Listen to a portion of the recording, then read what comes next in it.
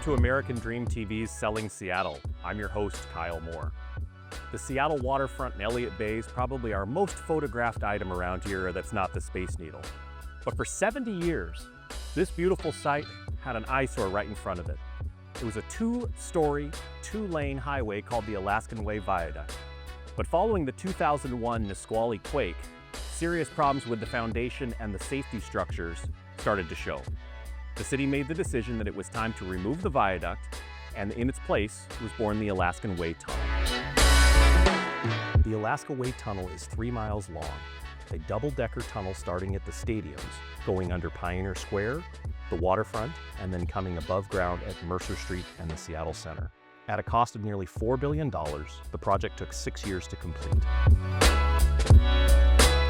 In February of 2019, the viaduct came down, the tunnel was open, and all of a sudden, the waterfront was transformed.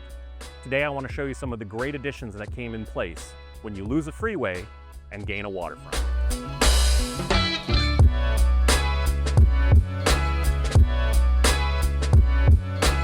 The piers have always been an important part of the Seattle waterfront, but it used to be really hard to get down here with a highway right over top. Today, it's a 2-mile-long waterfront park and access to some of the coolest things that Seattle has to offer. The Seattle Aquarium is housed at Pier 59.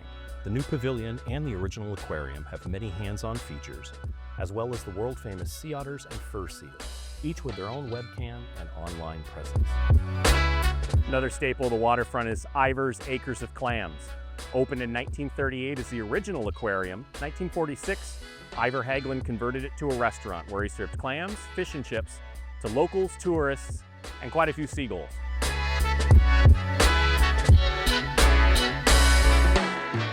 The Edgewater Hotel was made first famous when the Beatles came to play in 1964. There's famous footage of them fishing out the windows of the hotel. Still in operation today, but no angling allowed.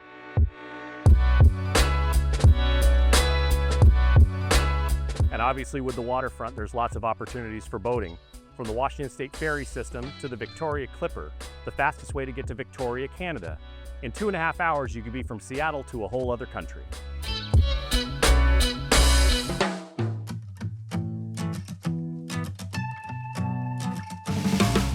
The Pacific Northwest has been known for beer going back to the Rainier and Olympic breweries in the 1970s and 80s. It continued with the success of craft brewing at Red Hook and Pyramid in the 1990s. Today, Elysian, Georgetown, Rubens, and Stoop have all gone on to national prominence with their award-winning ales and lagers. Old Stove Brewing is the latest addition to Pike Place Market and the waterfront. Brewing their own award-winning beer and making local food, it has quickly become Seattle's leading microbrewery spot, and business is booming.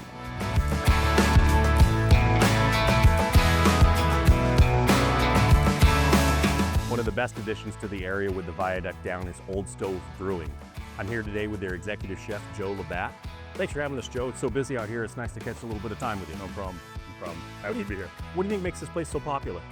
Well, the location is probably the biggest factor. I mean, we are right here in the heart of the Pike Place Market. It is a tourist center, and it's also something that locals love year-round. So it just is the perfect location for us, and you know, people flock to this area on the weekends, and it's just been a real benefit to our business. On a sunny day like this, how many people would you expect coming through here? On a day like today, in the middle of the week, we might feed 1,500 people. And then the microbrew, the revolution. You know, Seattle's kind of known for microbrews, craft beers, that sort of a thing. Why do you think this part of the country is so popular for that? Well, Washington State produces around half of the entire planet's hop supply since the 50s and 60s. Since 1960, it had reached about a half of the American hop supply, but at this point, we're producing actually half of the hops of the entire planet. And then what's your most popular beer here? I would say that our Pilsners this time of year, particularly any of our lagers, the lighter drinkers, people really gravitate towards those things in this time of year. And tell me a little bit about the food that you guys do here at Old Stove. Well, here at Old Stove, we source all of the ingredients that we possibly can locally, or at least regionally. We try to tap into the, terroir that makes everything that we serve from a beer or food perspective really unique to the Seattle area. Any of this has been possible? The viaduct was still here? No, and I was really against sort of getting rid of the viaduct because I thought it was such a special way to see the city, particularly for guests when they get here. I used to love to drive people through the viaduct or across the viaduct to see that view of the city. But honestly, I think they really nailed it. I think this is just a huge value add to the entire city, and it really actually shined during the World Cup. People were really impressed with it. That's awesome. The transformed waterfront's a wonderful place to spend a sunny, kind of smoky summer afternoon. Enjoy a local microbrew and take in the sights of Seattle. Thanks for joining us on this episode. We'll see you on the next Selling Seattle.